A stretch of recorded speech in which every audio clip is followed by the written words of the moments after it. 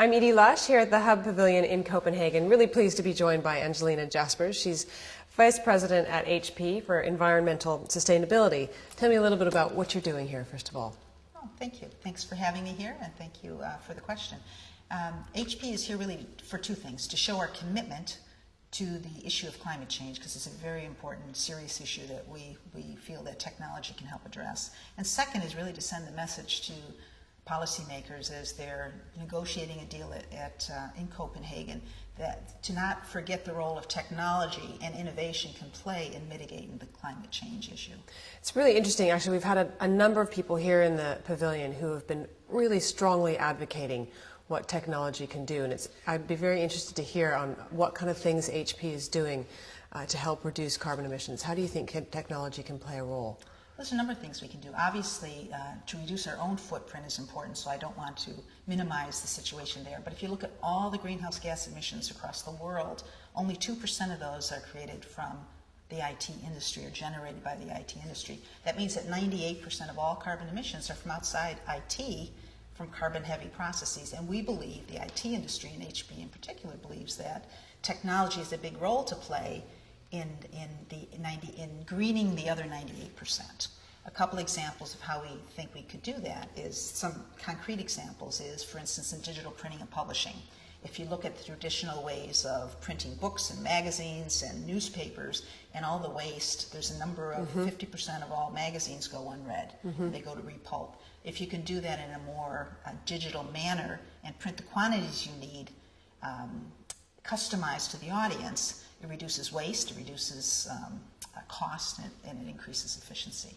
And probably this move to, just on that one, just a move to more digital forms of reading a magazine as well, or a newspaper, obviously is something you guys get involved in. Absolutely. So the whole paradigm has shifted.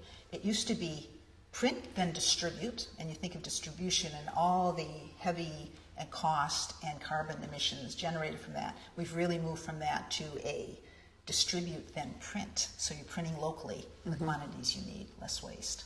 What are some of the other kind of things that are coming out of the labs, for example, at HP? So a number of things. So several years back we introduced digital collaboration. So you think of air travel as a good example, and a way of virtually collaborating, having face-to-face meetings, but without the flight, so to speak. So taking the flight out of face-to-face. And you can actually, through our Halo studios, you can actually connect 4 parties or 4 locations all in one room. So you can have Beijing, and you can have Tokyo, and you can have Palo Alto, and you can have Chicago, or 4 areas throughout. And it's almost like having a meeting. They're virtually in the room. It's a very immersive experience, very intuitive experience, but also you can magnify, you can collaborate on design and product development. So it's a very effective and, again, a very carbon sensitive way of conducting meetings. Do you find that people are taking these products up, or these services up? Absolutely, absolutely. We have a great example of the Halo collaboration studio, in fact. Jerry Seinfeld, I don't know if you ever saw the Bee movie, Jerry Seinfeld.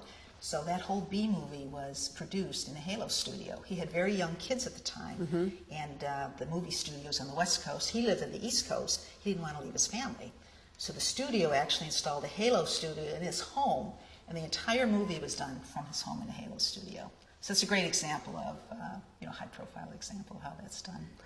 That's fantastic. In fact, Bee movie, one of the favorite ones with my young kids in my house. That's clever. Tell me a little bit about what you think in the future HP's direction is going to be. Do you have any projects in the pipeline that might be interesting for the folks here at Copenhagen?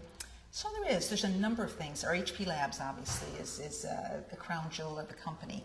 And we have 23 labs throughout the world under 8 themes. All of those 8 themes include sustainability, and we have 1 lab dedicated exclusively to sustainability, so a whole sustainability lab. They're working on things like next generation data centers, which the goal of being carbon neutral in the future.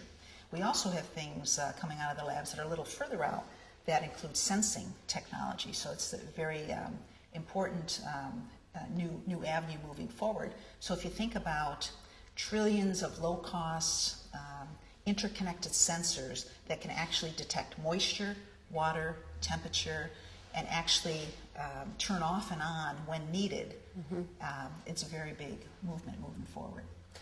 But really fascinating stuff there. Engelina, thanks very much for joining us here at the Hub Pavilion in Copenhagen, and I'm Edie Lush.